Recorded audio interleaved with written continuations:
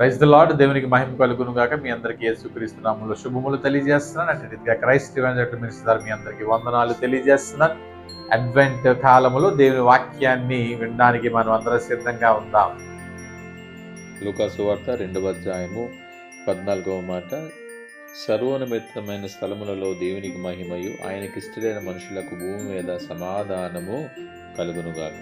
సమాధానము కలుగునుగాక అంటే క్రీస్తు ప్రభువారు ఈ భూమి మీదకి సమాధానము మరి అందరికి అందజేయడానికే ఆయన ఈ భూలోకానికి పుట్టి ఉన్నాడు అనేటువంటి విషయాన్ని దూతలు తెలియజేస్తున్నాయి.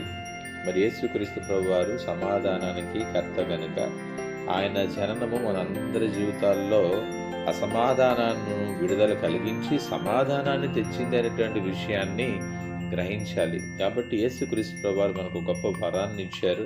ఆ వరం ఏంటంటే సమాధానాన్ని మనకి అనుగ్రహించారు. అంటే ఆయన పుట్టుక ద్వారా మన జీవితాల్లో ప్రతి ఒక్కరి జీవితాల్లో గొప్ప ఆశీర్వాదం ఏదైనా ఉందని అంటే అది సమాధానమే. కాబట్టి యేసుక్రీస్తు జననము మన జీవితాల్లోకి సమాధానాన్ని తీసుకొచ్చింది. ఇక భయము లేదు. దేవునికి మహిమ కలుగును గాక. ఆమేన్.